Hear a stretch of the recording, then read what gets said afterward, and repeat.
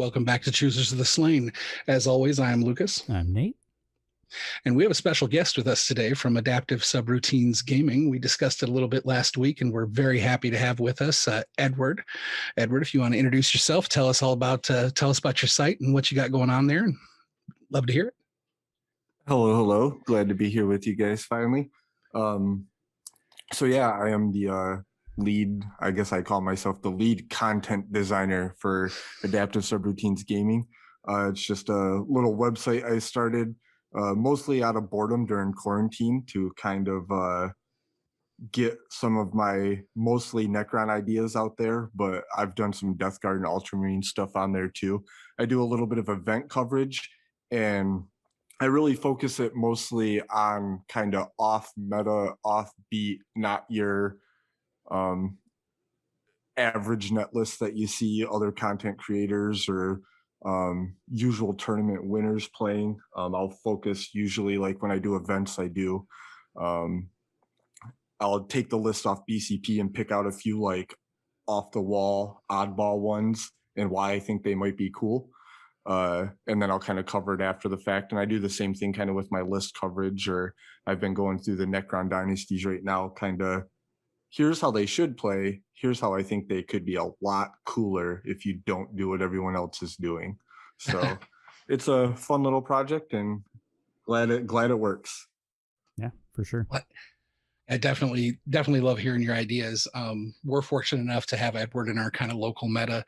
And I can say from personal experience that if you're looking for advice on how to succeed with those off meta non-cookie cutter lists, like definitely avail yourself of his wisdom, because a solid player in our presence here. So thank you for joining us, especially for this continuing talk about how to prepare for a tournament or competitive 40K event. We thought this would be, we've been talking about having you on the show for a while now, and I thought this was a great episode to bring you in on, because last time on Choosers of the Slain, we discussed we discussed how to prepare yourself for the actual logistical event. Making sure you're prepared, you're rested, you know what to expect. Just little things that are easy to forget, like find out where the bathrooms are, find out where the food is. We discussed that stuff last time, but this time we want to get into actually preparing for the game. You know what faction you want to play. You want to be in this competitive event. You've gotten all the deadlines for roster submission and how many points you need to build. You got your mission packet set in front of you, and you sit down and you go, now what? So that's what we're going to talk about this time. And I figured I would throw the mic over to Edward to weigh in first. Like, when you sit down to make a competitive list, Ed, what's the first thing you think about? What are you looking at? Especially for an event like this, you kind of just mentioned it there. I'd say probably the first thing I'm looking at is the mission pack, right? The tournament player packet. Like in the case of the event we're going to, it's going to lay out any kind of special rules, your deadlines for list submission, for conversion submission, and just different events, different TOs make different rulings in different ways, right? Like we might talk about as we go into this, like the evolution of my Necron list. I had to get a particular ruling on a unit because it's ruled one way by the WTC, it's ruled one way by another event. I asked these guys how they were doing it, and they came up with a third way. So being able to get through that player packet, figure out what kind of special rules you're going to be dealing with, and then further, they'll typically lay out the missions you're going to be playing, which probably is the most important thing that you can have knowledge of going into the game or going into the event, because knowing what 5 games we're going to be playing, how many hold 1, hold 2 missions are there, how many hold 2, hold 3 missions are there, is there a lot of missions where the secondaries are close to the deployment zone, or are they all in the center of the table? All of that's going to go into, for me, the list I build to bring to that event. You brought up 2 points there that I definitely definitely want to double down on. And that first is don't be afraid to ask questions, right? Like, because it's such a better idea to, like, if you know you want to bring a unit, or you love a particular unit out of the codex that has had maybe a controversial ruling or history within various events that you've watched on battle reports or things like that. There's nothing that says you can't ask ahead of time, how are you going to rule this at your event?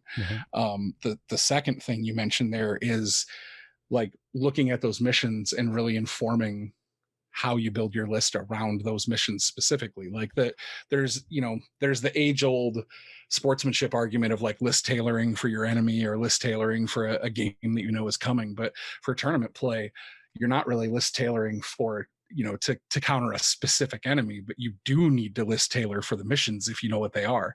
A conversation that Nate and I just had a couple weeks ago was, I was struggling with how many troops choices I wanted to bring for OBSEC, and it just, like, hit me like, wait a second, how many backfield objectives do we have in these missions? And, like, and the two of us, like, we pull up the mission pack and we're looking like, okay, it's one, then two, then two, then one, then two, then one. Like, so you're like, okay, so I know throughout the entire tournament that I'm never going to have more than, on average, 1.5 objectives in my deployment zone. So that's Mhm. going to, influence how I do things. I agree totally. Even as you're saying that, I'm pulling up the mission pack just to look at it for reference again, like as we're talking. That's Yep. how important that part of it can be, right? Yeah, and with ninth edition, kind of having an idea ahead of time of your secondaries for exactly that reason. Like, if you want to build your list around, say, Repentia, I don't know why you would choose that, but say you picked that. Real good Um, reason, that's for sure. whatever it is that you're focusing on, just knowing, like, what are they going to reliably do every game, and how does that influence which secondaries I should choose. Am I bringing action monkey units, as we call them, to handle deploying scramblers or raising banners? Like, are you planning on every one of your games, this one secondary I will take every time regardless of opponent? If so, how did you bake that secondary into your list? Yeah, I think secondaries are a really good point there too, because as you're working out a list, you really have to start looking at it and going, okay, how many of these secondaries can I just know that I'm going to score based on how my list plays, and how many of them rely on my opponent? And I mean, great example there is with the new Drukari book. There's one that you get a victory point for every model of your opponent's army that flees. That works great if you're running up against stuff that has a decent number of models in the unit. But if you're up against MSU sisters, or little 5-man units of Marines or whatever, you might as well not, because you're either going to not kill enough to force the morale check, or you're going to kill everything, and then you're still not going to get points for it. So you've got stuff like that you have to look out for in terms of just how your army plays compared to what secondary options are available to it. And I know one I forget consistently is that even though I'm playing an army that doesn't use psychers, Abhor the Witch is a thing, and you can only take it if you don't have psychers. So if you're going up against a Craft World army that has a bunch of warlocks, or Grey Knights, or Thousand Suns in particular, either one of those, or even a Zinch flavored demon army, a demon army in general probably, but especially a Zinch flavored one, look, Abhor the Witch is a solid choice, because you're just getting points for killing stuff. There's no downside to it at that point. In a case like that, a unit of Rubric Marines, or a Grey Knight Strike Squad is worth 3 victory points every time you kill one. And if it's a character, it's worth 5. It's not going to take long to max stuff like that out against most enemies. So it's kind of one of those situations where you want to know what your army's good at, but you also want to be able to be flexible enough to say, okay, I have at least one that I can take depending on what the board looks like, depending on what my opponent's bringing. I'm not relying on this every time, because sometimes there is a better choice. It just happens to be situational. Well, another thing too, speaking of situational, you also want to be aware of what secondaries you are, like, positioned to give away. Mm-hmm. If you favor a particular style of play, you need to be aware, oh, I bring 9 vehicles. I maybe have a soft underbelly for what's the vehicle one? Bring It Down, I think, Yeah. is the vehicle secondary. Yep. Um, I never take it, so I can never remember the name of it. But the just knowing, like as a Sororitas player, like I have tons of support characters, so I have to kind of make peace with somebody may be taking assassinate against me. So Mhm. how am I going to protect that? Because it is just as important to deny your opponent victory points as it is to secure your own. Right. Right. In a lot of ways, it winds up being more important with the way the missions in ninth play. Yeah, definitely. I mean, and it kind of the ebb and flow. Like some missions early in the game are about screaming ahead for a lead and then denying your opponent in the mid to late game, and other Hmm. missions are more about denying your opponent immediately and then racking up points at the end. Yeah. Yep. I agree with pretty much all of that.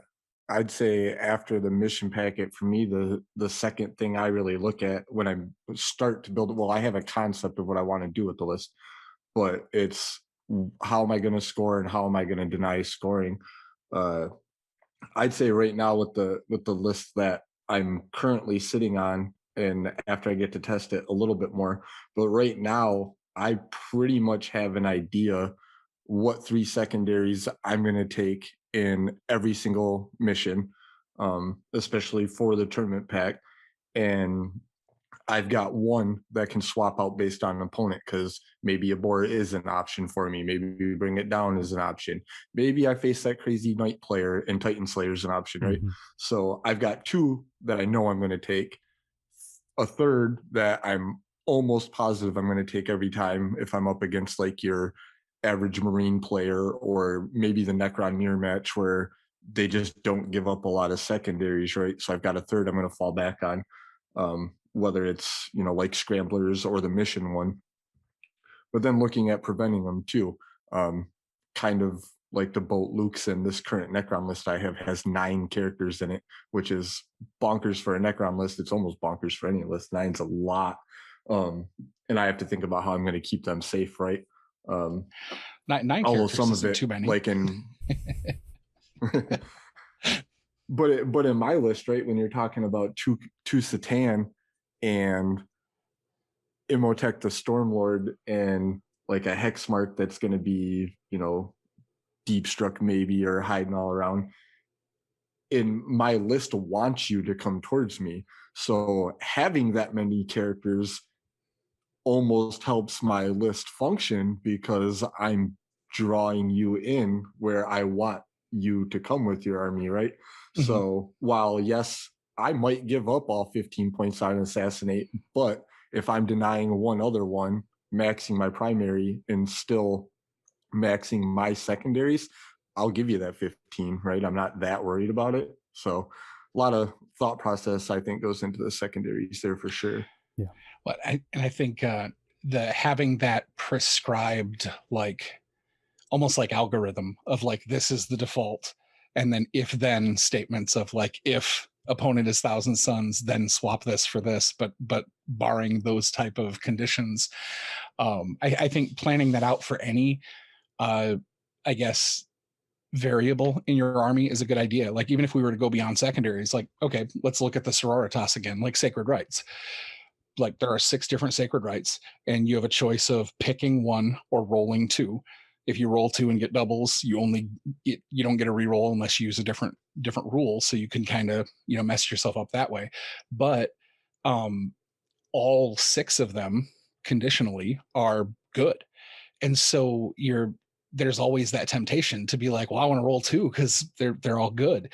And a lot of times the conventional tournament wisdom is never do anything random. You always want, like make sure everything is sure. So something I've been working on while we practice is like kind of working out an algorithm, just like you said, of like in this situation, this is how I handle my sacred rights. In this situation, this is how I, if the way I look at it, like all of them are useful except The one that makes it easier to deny the witch is obviously wasted if your opponent doesn't have psychers. Outside of that, every sacred right could be useful in any game. Some are just more useful than others. So I've kind of worked out a, like, if my opponent has no psychers, I will pick, this or this sacred right based on, the mission, which mission number it is or which opponent I'm facing. um but if they do have a psyker, I'm rolling, because the chance at possibly getting two really good powers is, it's just not worth giving up. But if it's an all psychers army like Thousand Suns, I may just skip rolling and pick the anti-psyker one.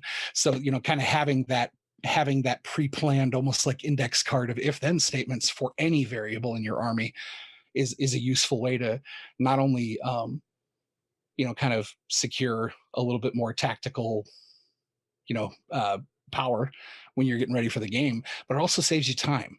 And that's another piece that kind of needs to factor into your army list as well, is that in a tournament, these rounds are timed.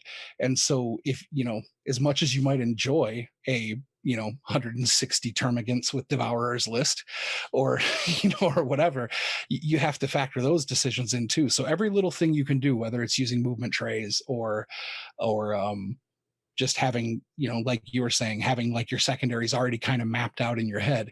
Every second you save is a second you can spend bent over the table moving models around without feeling pressured that you're not going to be able to finish your game in the 3-hour time slot. Mm-hmm. Yeah, I'm with you 100% there. With my combat drugs, it's pretty much always I'm going to roll 2, because of the units I take, there are very few instances where none of them, there's one that's just completely useless. The only one really in my army that I worry about that with is my succubus, and that's because she doesn't really need +1 ballistic skill and +1 leadership, but the other 5 options are all pretty solid for her still. So I'm generally going to take that risk that one of them comes up +1 ballistic skill, +1 leadership, on the chance that there's, that she's going to get +1 strength and +2 move, or any other combination of the crazy abilities that she can get. And I think the key there is that because it's not an army-wide thing, most of the units can stand on their own without the combat drugs, and there's not going to be a huge difference if they wind up with ones that just aren't great. But so it's pretty much just icing on the cake at that point, as opposed to having a thing where it can change how your entire flow of battle goes. Yeah. I don't know, Edward, you probably, from what we've talked about, you're planning on picking powers for your Satan, right? Yeah.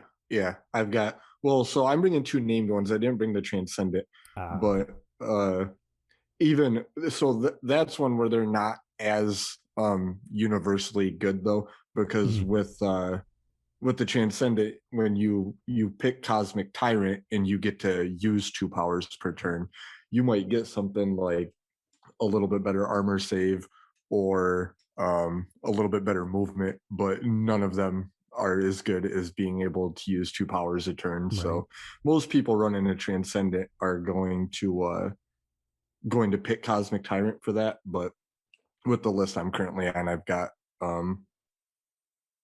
Void Dragon and Nightbringer, and I am picking the power too, because there's 2 that are universally good into basically any matchup, and there's some like Time's Arrow or I use Seismic Assault, that if you're not playing against like a horde army, you just might not get that off. Sure. You still run the risk using the I can't remember the name of the stratagem, but the one that lets you randomly roll to cast an extra power per turn. I'll still do that. That's totally like worth a CP. But sure, as far as picking them for the game, I choose those ones. Yeah, that makes sense. Well, especially when it's something like Satan powers, where it's either you pick one or you roll one. It's not like you get to roll an extra one for not picking. Yeah, if you rolled 2, and even if it was like they had to use their named power, but then you could use one of the other 2 you rolled for, that I would probably be more interested in. But since I have to use only the one that you either pick or roll. I kind of want more control on Yeah. that one. Yeah, for sure. That That's makes a lot of sense. absolutely fair. And also the with the sisters, there's a stratagem for one CP that allows you to re-roll a sacred right.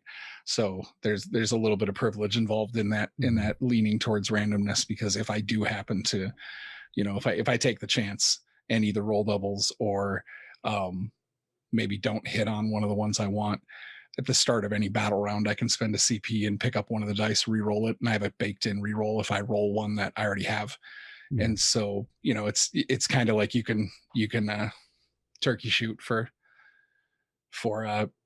kind of fine tuning it if you don't get what you want. So maybe my willingness to be random might be influenced by that that ability. Yeah, well, and I think you also run into kind of this situation where if you have a gimmick, um, whether it's that you have a specific way you need the army to play because of how it was built, or you have a specific combination of stratagems that really only work as well as they can if you have specific results for that sort of thing, then it makes a lot more sense to pick it. But Yeah. if you're really not building around this idea of, well, if I get the passion for my sacred right, then I can do X, Y, and Z, and it's a devastating Yep. combo. If it's just, this is my army, if I get the passion, cool, it benefits like half my units, and if not, well, other stuff benefits from it too. Then it's not so it's not so imperative that you know what you're going to be getting. Yeah. And kind of speaking to what you just said and bringing it back to the initial thrust of just being prepared ahead of time. Mm-hmm. That's exactly something that factors into it. If I know I'm going to reasonably make contact with the enemy, I choose the passion because I'm running an assault army. Mm-hmm. But if my opponent is either running a gun line or is maybe more maneuverable than I am, I may select Hand of the Emperor because that one increases my advances and charge rolls. And so kind of like looking at that, looking at the opponent and kind of running those variables in my head of like, okay, in this match, I know I'm going to make close combat, so I want the passion. In this match, I'm not sure I'm going to make close combat as fast as I want, so I'm going to choose Hand of the Emperor. Mm-hmm. So just informing your decisions with those things, I think that's kind of really what we're getting at, is to think ahead of time. Like Edward was saying, he knows he's running these Catan, so this is what we're going to do, or this is what I'm going to expect. I just need that control over it. I think that's the key thing we're trying to drive home, is looking at all of your variables and having a plan so that you're not caught out in that moment. Like when you meet your opponent, you shake hands or elbow bump or whatever you're doing, and you're looking at each other's lists. You're not stuck there for 3 minutes, you know, just in decision paralysis over like, oh, what do I take this time? Just being prepared. That's definitely what we're trying to sell with that. So Yeah. so we've discussed review your missions, plan accordingly, make sure that you've got a plan for all of your random variables in your army. So now you're getting down to actually spending points. So when we're sitting down looking at spending those points, like what are like 3 to 5 things that you kind of tell yourself. We'll start with Edward, we'll go to Nate, we'll come back to me.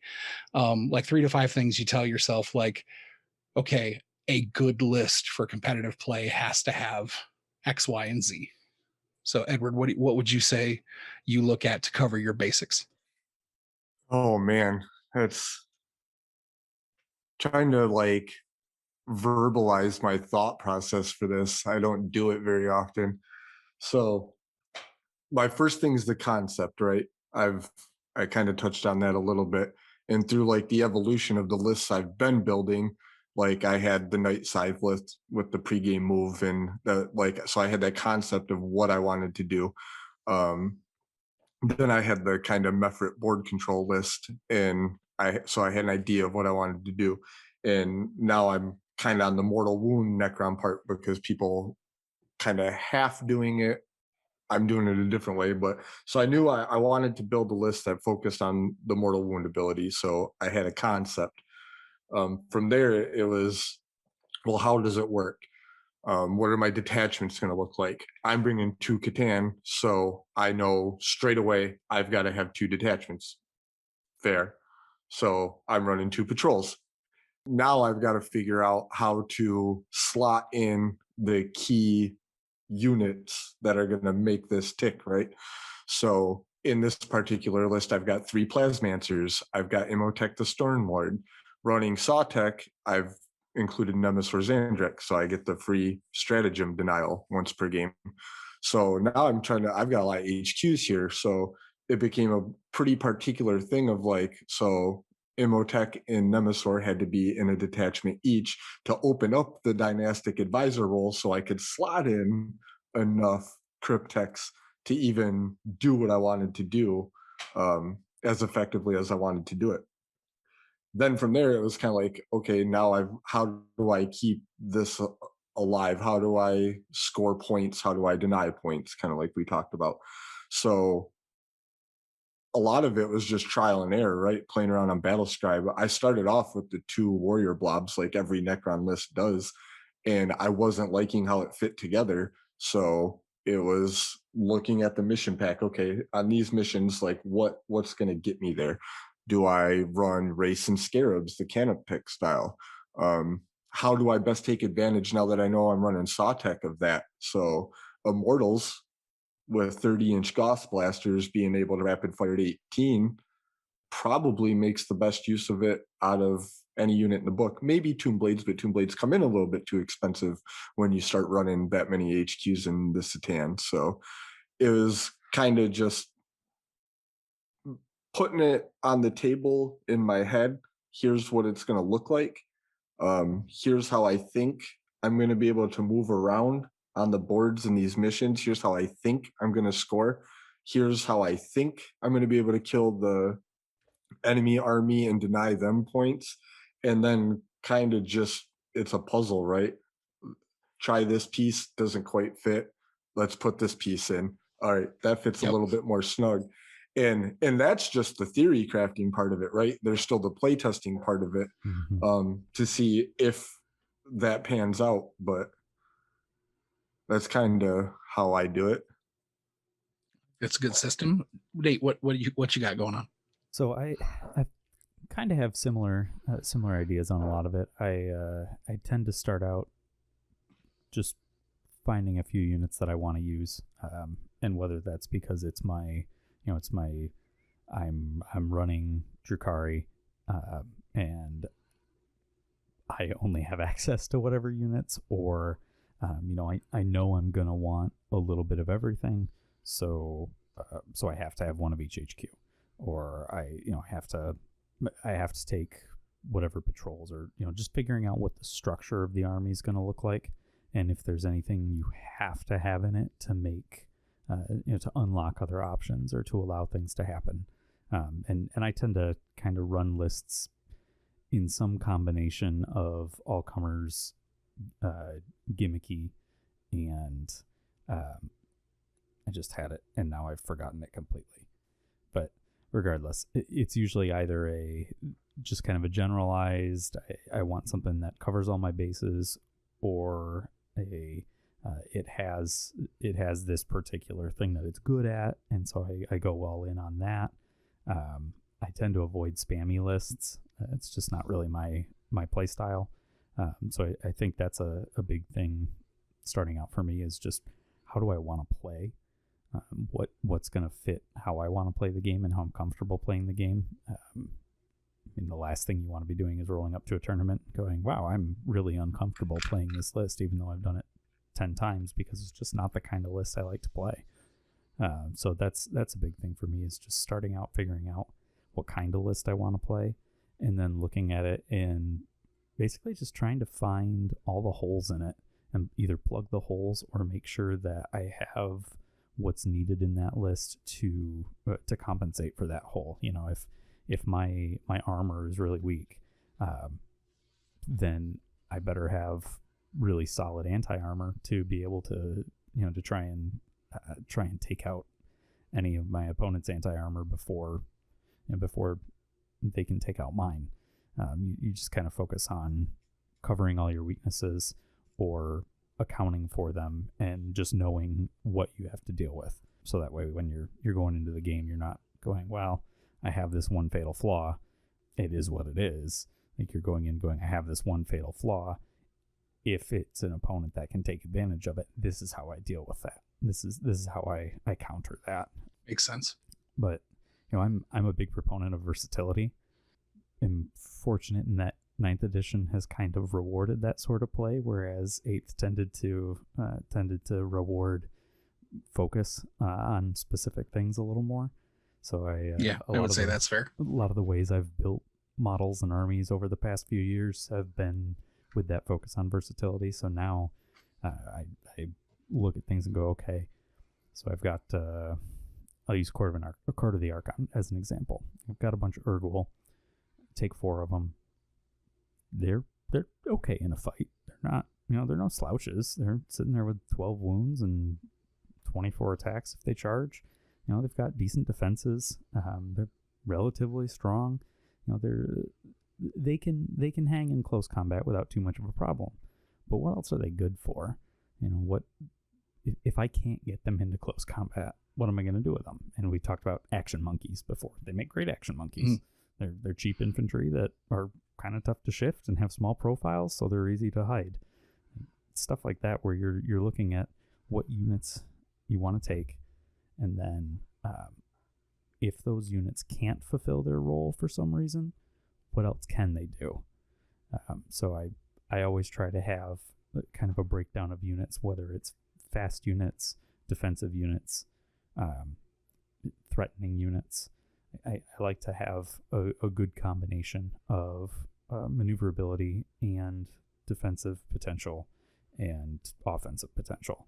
And I really think those 3 things are the things that I'm always looking for, because you need to defend objectives, you need to control the board, and you need to stop your opponent from doing those 2 things. So you've kind of got your 3 roles to fill there, and you can break those down.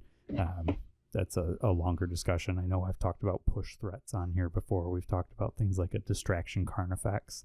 I like to peg each role for the unit in the list, and then build the list around kind of that core. So in my Drukhari list, for instance, the one that I've been playing with the most, I knew I wanted a unit of Blood Brides, a unit of Trueborn, and a unit of Hemoxites, just to take advantage of the fact that I'm running a real space raid with all 3 HQs upgraded to Masters. So now I have that. Okay, well, naturally, the Witches fulfill the aggressive and, to an extent, the maneuverability. The Cabalite detachment is kind of a combination of maneuverability and durability compared to the rest of the army, at least. And then your Homunculus Coven stuff is aggressive and also hard to shift. They're not only do they put out a good amount of damage, but they can soak up a ton of it. And so I've kind of got those 3 areas covered with my core troops and maybe one, a unit of Reavers, a unit of Grotesques, and a Ravager, right? Something like that. So now, how do I fill in the other points? Where are my weaknesses in that list? So in that case, Cabalites, 1 unit of Cabalite Trueborn puts out a respectable amount of firepower, but it's not so much that it's going to be doing a ton every turn. So add another unit of Cabalite and another Raider.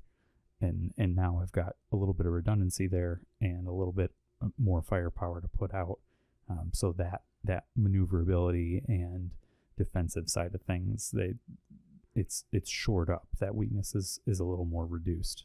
Then I just kind of go through the entire list and start looking at it that way, and then start playtesting it. Run games with it and go, what's working, what's not. With this list in particular, I had thought I was going to need more anti-armor and more maneuverability, so I had a plane. And I very quickly went, it's not really needed. I'd rather have a little more durability than anything. So instead, I added another Grotesque and a Talos. And I've found that just plays a lot smoother.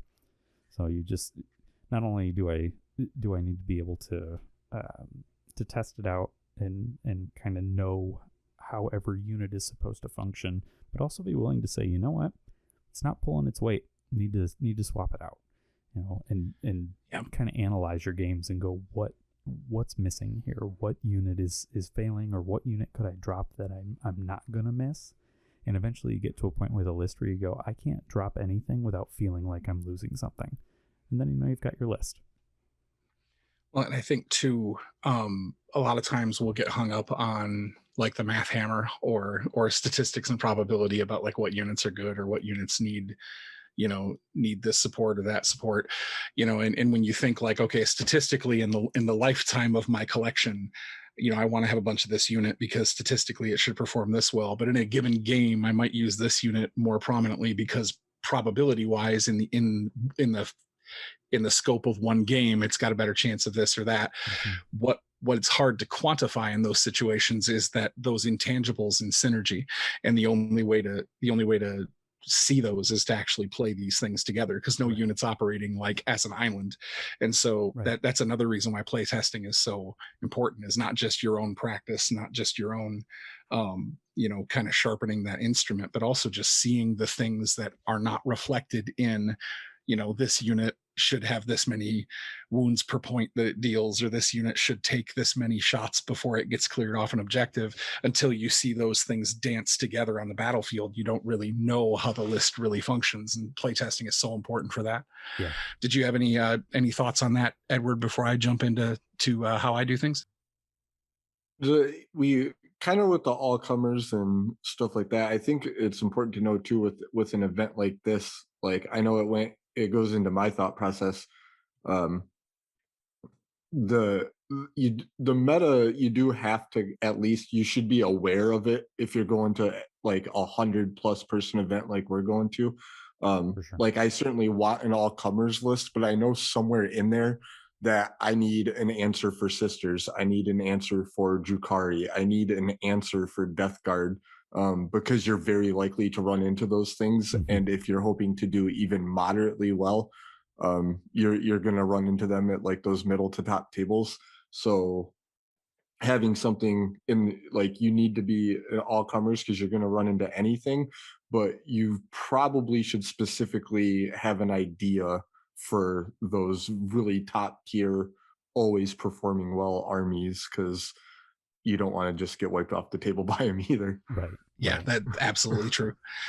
Um, and I think that's a really really good point. Is like there's nothing, I mentioned earlier when we were talking about like not wanting to list Taylor for a specific opponent. That's more of just the sportsmanship and like your local meta with friends, whatever. If you're looking at a tournament event, that there's a particular Death Guard build that's just steamrolling events. Like there's a very good chance that somebody downloaded that net list and either quickly hobbied it for the bandwagon or happened to already own those models, and they're just like, oh, I'll try my hand at that. And with the prevalence of battle reports online or conversations like this, there's lots of guys out there explaining why they use the units they use. So if somebody wanted to, they very easily could download a list and then listen to the list's author explain exactly how to use it and then try to replicate that in a tournament. So I'm 100% with you on that one, being aware of the know the landscape and read the room, because you're definitely gonna potentially run afoul of some common meta options on the table. So speaking to like how I kind of look at things, we discussed, I think it was either one or two episodes ago, the Pentagon of Power that's been discussed on like other shows. I know Trevi from Tactical Tortoise kind of has done a huge video about kind of how to cover the basis of a good competitive list by following these 5 points, and there's tons of kind of prescriptive philosophies for it. My personal one is I almost look at the table like a top-down view of a fighter. And maybe this is my background in martial arts, or maybe it's the fact that I really seriously started playing miniature war games as an orc player. But I think of things in terms of like, what is my thrust? Like what's my attack punch or the tip of my spear? And then what's my guard? And then what's my heart? So like I'm looking at my deployment zone and the objectives in my deployment zone. That's like my body, that's my heart, that's what I'm keeping my opponent away from. My guard is going to be the troops that end up in the midfield pushing to hold those midfield objectives. That's the shield I'm putting up to protect my deployment zone. And then what am I hoping to put in their deployment zone? Like that's my punch or the thrust of my spear. And so I kind of sit down for every list and I go, okay, what do I want to end up in my opponent's deployment zone? What do I want to end up in the midfield? And what am I intentionally going to keep in my backfield? And that's the kind of, yes, I look at my shenanigans that I can pull with my particular chosen faction. Yes, I look at generally knowing my toolbox and knowing what units are good and what in the codex is doing well versus not doing so well. Keeping all that in mind because that informs like the units that I'm going to use in those roles. But those are kind of the roles that I look at is like what kind of counterpunch am I going to put in my midfield or in the front end of my deployment zone if my opponent does get past my guard. Like what versatility do I have at the tip of the spear in the event that I miss? Like, say I send my aggressive units into the opponent's deployment zone, I go after a particular target that I thought was juicy, and then all of a sudden they reinforce themselves or they shift things, and now there's something on the other side of the table. Like, how do I use versatility to sweep that blow over to where they are now? So it's not just about what can get there, it's also about like what are they going to do once they get there. But that's kind of, those are almost like the roles that I try to think of in my head is like what's going to end up on your turf, what's going to be between us, and what am I keeping on my turf. And so I'll use my like aggressive close combat units with the express intention of them ending the game in the opponent's deployment zone. I build around, am I going to send these OBSEC troop choices into the midfield to camp objectives? Okay, how am I going to do double duty? Because I don't want to just build a unit that's just going to go there and sit and do nothing. Once they sit, what are they doing? Are they projecting an aura? Are they, availing me of a certain stratagem that I can kind of reach out and touch things with from the midfield? Or do they just have decent fire support so that once they get out and start camping on that objective, even if it's just with bolter fire, they're just pouring dice at something? Kind of what's the secondary fire option once they've achieved their primary role? And that's kind of the overall skeleton I try to put meat on when I'm sitting down to do a list, is that like opponent's deployment zone, midfield, my deployment zone, who's going to end up where once I've thrown my big haymaker, like once my army, like once the train has left the station, so to speak, and like I've committed to the game and we're looking at like turns 3, 4, 5. If you took a snapshot of my strategy and the tactics I used to get there, where's everybody going to end up and what did they do when they were there? So that's my kind of starting point to speak to your guys. Is I'm definitely interested to hear your thoughts and response. So I would say that it's kind of the similar thing that that both Edward and I talked about, in that we evaluate what a unit's role is, and we talked about this in our data sheet discussion, however many episodes ago that was, 2 or 3. That like you gotta look at a unit and go, what is the role it fills in my army, and what's it good at?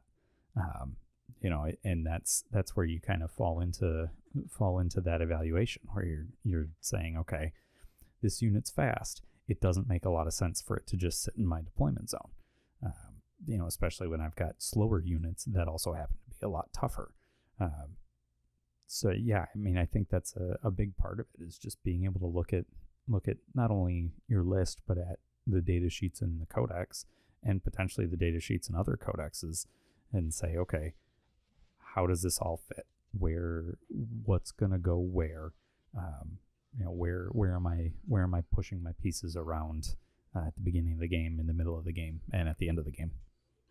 Yeah, and I think kind of along those lines, it is, and this is kind of what I was driving at, is it's important to not only just conceptualize what is this unit going to do when it makes contact with the enemy. It's just as important to know what is it going to do after it's made contact with the enemy, because say it gets there and kills everything, its wildest dreams are realized and it killed everything it touched. Now what? And answering that question, I think, is really important. What do you think, Ed? Yeah, I agree. Definitely. I think you need to know what's going to happen to certain units given various circumstances, kind of the same way we were talking about planning out like your secondaries and things like that too. And I think another thing worth mentioning here when we're talking about unit roles, and you probably not the first time anybody's heard this, but build in redundancy too, right?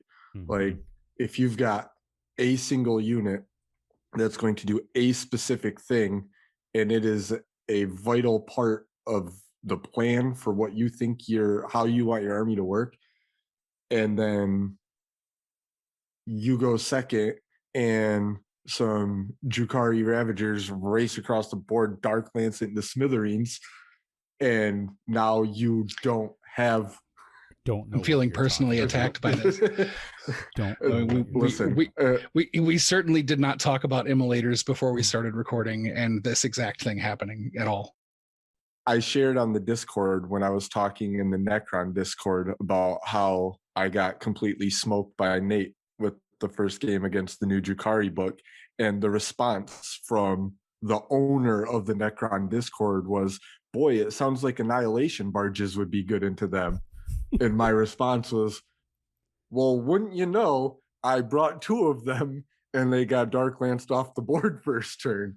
It's almost like I had thought about the Jukari threat, but speed matters, Hmm. learning experience.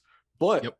there's an example, right? I had two annihilation barges, which strength 7, no AP, 1 damage in the Marine meta. Those have been kind of trash. Going into anything Jukari, that no AP doesn't matter. And not just Jukari anymore. You're starting to see Tyranid list with Hormagaunts, and orcs are still out there. Any demon So list. any Yeah. demon list. So Yep. I was thinking interesting tech piece. This actually plays into a lot of matchups, but I had the two, which kind of redundancy, but it was the only high volume Tesla fire in my army, and Nate was able to remove it on the first turn, and I had none of it left. So planning for that is pretty key in putting together your list as well. Mm-hmm. I think that's an excellent point, especially for folks like at least Ed and I that are always trying to come up with things that are a little bit off. I've said many times during our practice here that I'm trying to avoid running like a cookie cutter Bloody Rose list because it's kind of in vogue right now. And so while I love Repentia, I've been trying to find alternatives to using the standard application of Retributors as far as the competitive meta is concerned, just so I don't, because once you've invested in your Repentia and the Retributors to run them a certain way, there's not many points left for the rest of your list. So your list ends up looking like everybody else's. And when you do start kind of stepping out of those tried and true methods to try new things, your risk goes up. And so in situations like we were just discussing, like having that redundancy in your plan is really important, if especially if you're trying to do something different than the tried and true. So that is certainly an excellent point. So that's kind of like the meat and potatoes of how we approach or look at building these lists. And we're coming to the end of our time this evening. We all have tons of things to say on this subject. I will give the floor up one more time for any final thoughts. So Nate, if you have any final thoughts, and then Ed, if you want to follow him before we bring it to a close today. I mean, I think that overall what it comes down to is you need to know what you're doing, but you also need to be able to be flexible when it comes to putting together an army, when it comes to everywhere from the prep of what kind of list you're going to bring all the way up to how you play it. Don't be afraid to look at something and go, you know what? Maybe that's not working quite how I intended it. I should change that. Getting locked into this idea that this is what's doing really well in the meta, so this is what I have to bring and how I have to play it is just a great way to wind up stressing yourself out and probably costing you a game or two when it gets to the point that the way you play isn't necessarily the way that list was written. And sometimes you just got to tweak it for maybe a unit that's statistically not quite as good, but with your play style is more effective at what you're trying to do. I think it's a great point. Ed? Well, first, I'm definitely happy to come back and talk about lists. That's one of my favorite things to do. Um, kind of touching back, I meant to make this point earlier and I forgot about it when Nate was talking about play style. Um, I think that's important too. I think I spent most of eighth edition talking about how much I'd love to play a melee Necron list, and ninth edition came and like melee Necrons are like a huge thing, right? And actually being able to do and put on it doesn't fit what I like to do on the table so much. So while I like the idea, in practice, it wasn't for me. So trying to put together like some kind of crazy Novak, type list, I wouldn't enjoy it as much and I probably wouldn't play it as well. So I think that was a key point that we touched on earlier. And then as far as the list go, I think Nate just made another good point, and it might be even something we can do when we analyze the list is through play testing how you make those decisions of what worked, what didn't, kind of figuring out the value of what it did in a certain matchup versus another matchup, and how you should adapt your list. Because I know I've definitely changed mine over the course of our testing for this event. And knowing how to do it correctly and how to not overreact or underreact to certain things is definitely super important there too. Mm-hmm. Yeah, I think that last piece is key. I mean, you and I have had a couple conversations where I like played a practice game because I made like a tweak to my list, and then the house of cards came down, and I'm all catastrophizing like, what am I going to do about these stupid Raiders of the Dark Lances, or whatever ganged up on here. I mean, or whatever the thing is that is the problem. Anyway, but whatever it is, folks, like I'm a problem.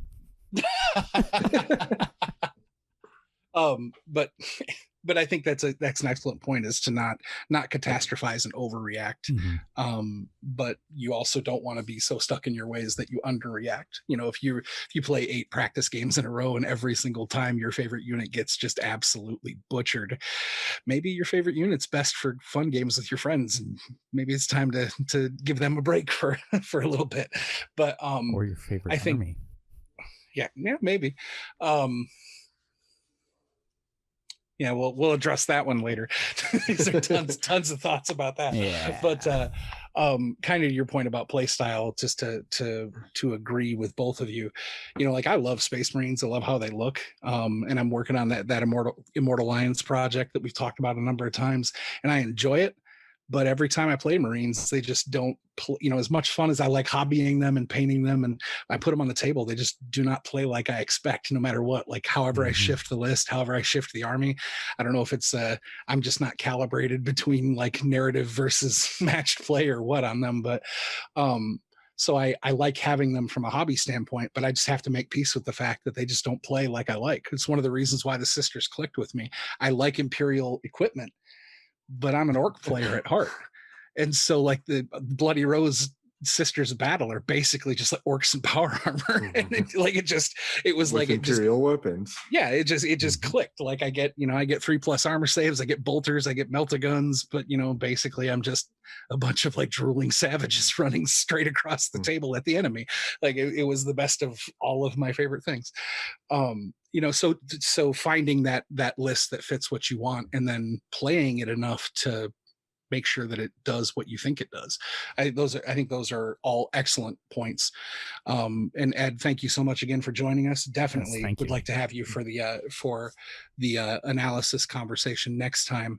But for those of you out there, definitely check out Adaptive Subroutines Gaming. That is Edward's Necron Plus website. Fair description. Yes. Necron and friends. But yeah, we would love to see you guys check out his stuff. We'd also love to have you back next time on Chooses the Slime. Thanks, everybody. Yeah, stay safe out there.